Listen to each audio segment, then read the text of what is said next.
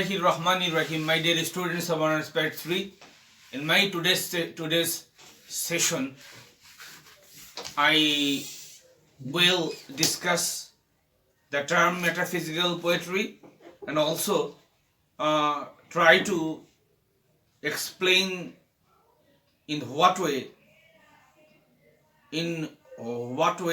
Donne is called a metaphysical poet, and I will also tell you about the characteristics of metaphysical poetry with a special reference to Donne, and I hope you folks are doing fine. And let us, my dear students, begin with the term metaphysical. And my dear students, meta means beyond, and physical means physical nature, and metaphysical means beyond physical nature. Dryden was the first to use the term in connection with Donne by saying that he affects the metaphysics. Later, Dr. Johnson described Donne and his followers as the metaphysical poets. However, we cannot call Donne's poetry metaphysical in the term if the term is to imply the exposition of some philosophical system of the universe or a speculation about the nature of things. Furthermore, though Dr. Johnson used the term in a derogatory sense for Donne, the qualities which he enumerated about Donne's poetry are valid. And let us, my dear students, know what is metaphysical poetry. In brief, or to be precise, the term metaphysical poetry implies the characteristics of complexity, intellectual tone, abundance of subtle wit, fusion of intellect and emotion, colloquial argumentative tone, use of conceits, use of dramatic tone, and philosophical reflective element. And my dear students, you know that the metaphysical poets are John Donne, Andrew Marvell, George Herbert, and Henry Vaughan. And John Donne is the pioneer of metaphysical poetry.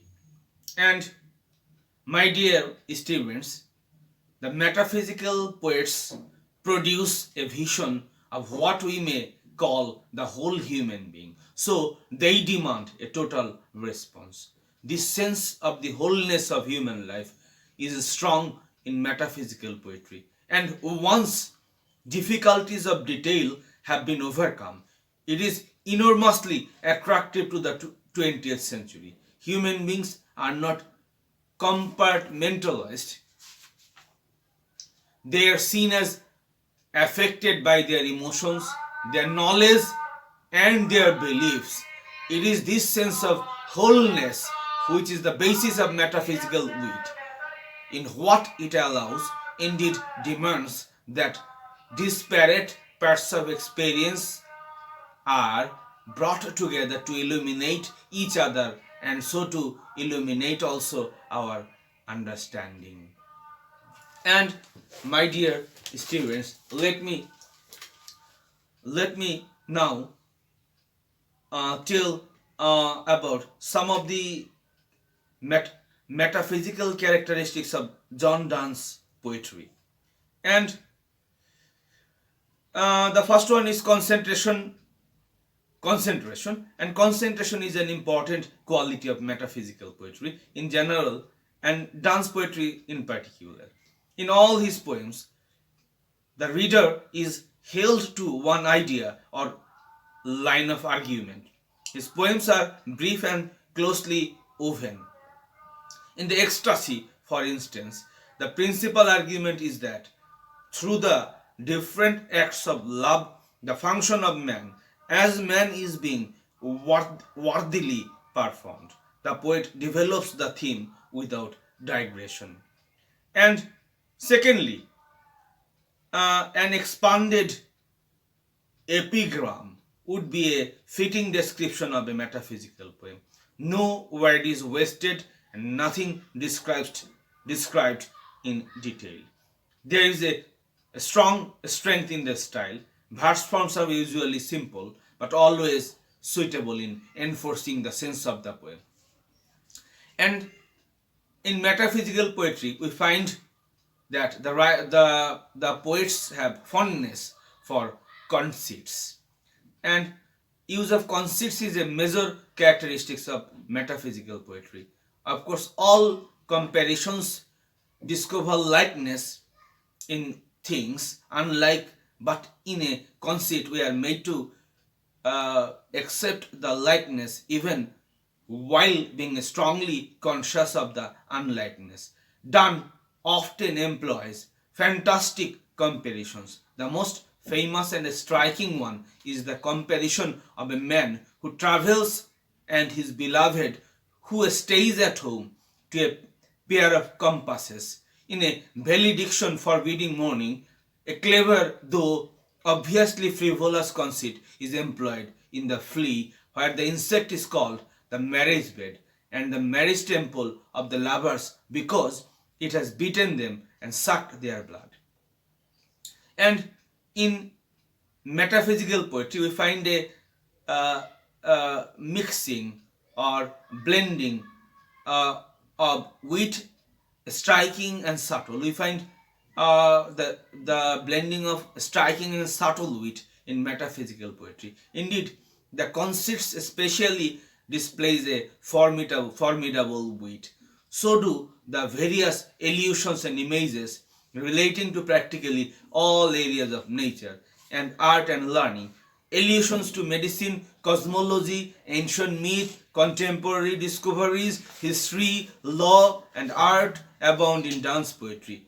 The hardcore of logic is undeniable in the flea. For instance, though the poem is obviously light-hearted, Donne's wit assumes different moods and attitudes reflecting his perception of the complexity of life.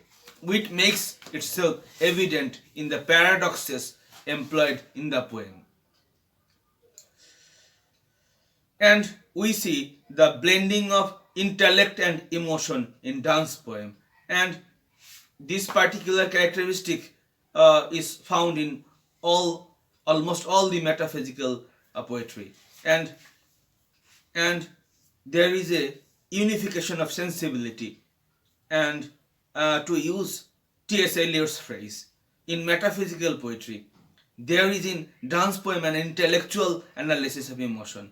Every lyric arises out of some emotional situation, but the emotion is not merely expressed, it is analyzed. A valediction forbidding mourning proves that lovers need not mourn at parting.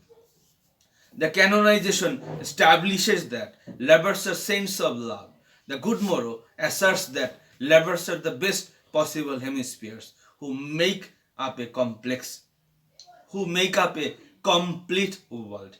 Argumentation and reasoning balance the passion in Donne's poem. No one can deny the passion in the sun rising, but there is also plenty of argumentation to prove that the sun has no power over the lovers, as love knows no reason, season, or clime. Similarly, in the canonization, there is passion expressed through beautiful metaphors. Call us what you will. We are made such by love. Call her one, me another fly. We are tapers too, and at our own cost die. But at the same time, the tone of the poem is intellectual and there is plenty of complexity involved in the concepts and allusions, such as the Phoenix riddle. And the use of colloquial speech marks metaphysical poetry. As far as Donne is concerned, this is especially apparent in the abrupt conversational opening of many of his poems. For instance, in canonization, for God's sake, hold your tongue, and let me love. In The Sun Rising, busy old fool, unruly sun. Donne asserts our attention both by the content and the dramatic style. Donne's love poems are specially entitled to be called metaphysical in the true sense. Poems such as The Good Morrow, The Anniversary, The Canonization, and The Ecstasy raise, even though they do not explicitly discuss the great major metaphysical question of the relation of the spirit and the senses.